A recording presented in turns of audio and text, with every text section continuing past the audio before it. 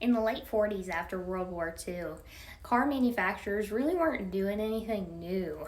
This is where Preston Tucker decided to set himself apart.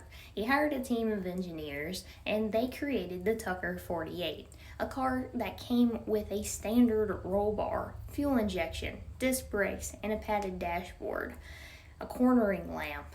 Many of these innovations weren't something you would see standard in a vehicle for another 40 years.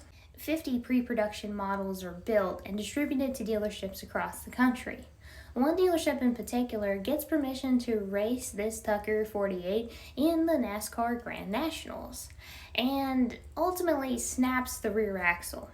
They get the axle repaired by the end of the race, and they run another lap as an exhibition run, and guess what? The rear axle snaps again.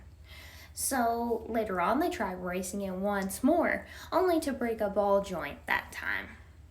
Unfortunately, snapping the rear axle was not terribly uncommon on these models and was already in the plans to be corrected on the production run. Unfortunately, they never get that far. Shortly after World War II ended, car manufacturers were taking a long time to get back to normal. During wartime, they were producing a lot of goods that were not cars. So as they returned to the normal flow of things, so were the veterans who were coming home, and a lot of them were realizing it was time for a new car. They'd go to the dealership only to discover that there weren't any new cars available, but there was a waiting list. Most car manufacturers were giving preferential treatment to returning veterans and bumping them to the top of the list. Preston Tucker wakes up one day and decides that he wants to get in on this business by producing a car that would be eye-catching, brand new, and including innovations that no one had ever seen before. And he wasn't going to give veterans the preferential treatment. He had an idea to start an accessories program to build more capital to build more cars. He would sell accessories for cars that had not yet been produced, and that secured your spot on a waiting list. Prospective customers could lay their hands and eyes upon one of 50 Tucker 48s at a number of dealerships across the country, and many people did like what they saw. Tucker catches the attention of the SEC.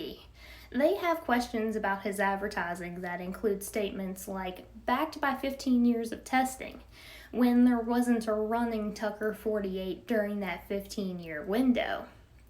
And his accessories program to them seems like a big fraud scheme. So he's brought up on charges for fraud, and they end up ultimately acquitting him.